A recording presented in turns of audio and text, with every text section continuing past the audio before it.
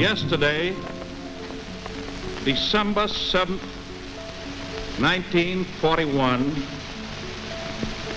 a date which will live in infamy. The United States of America was suddenly and deliberately attacked. My dad served in World War II in the Pacific.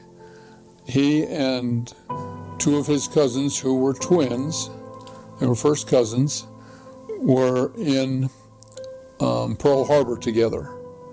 They were all stationed aboard the Arizona.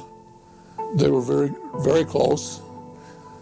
And my dad was surprised that 3 days before the Pearl Harbor hit, on December 7th, would have been December 4th, he got orders to a different ship and set sail that day for Japan.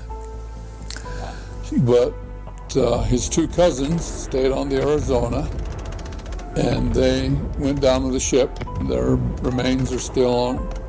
I don't know anybody knows for sure, but they're down there on the Arizona, there in Pearl Harbor.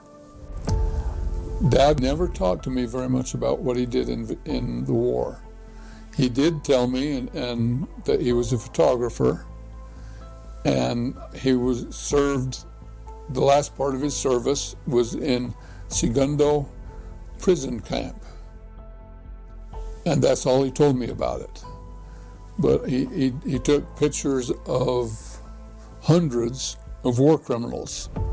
I've included a picture of Tokyo Rose and one of Kojo. One of the last things my dad asked me to do before he passed was to sit with my mom and write his life's history. That's when I found out that Dad was actually a POW in Sugamo prison camp. It was originally a Japanese-held camp where they kept the American prisoners. And Dad was a POW in that camp for about a month. And then the Americans won the war, and the American soldiers took over the camp and operated the camp to keep the Japanese POWs in. I went to Vietnam 3 times. I got stabbed twice, shot once, and when we're going across the creek and stepped on a landmine and blew the heels off my feet. So I earned 3 Purple Hearts. And those in my era that went to Vietnam, when we came back, we were spat upon and mocked and everything, and that just made it, for my generation, that made it even worse. In war, things happen. Until you've actually experienced it, I don't believe you have the right to judge it.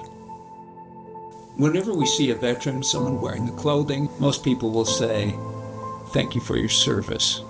And my response to that is always, it was a privilege to serve.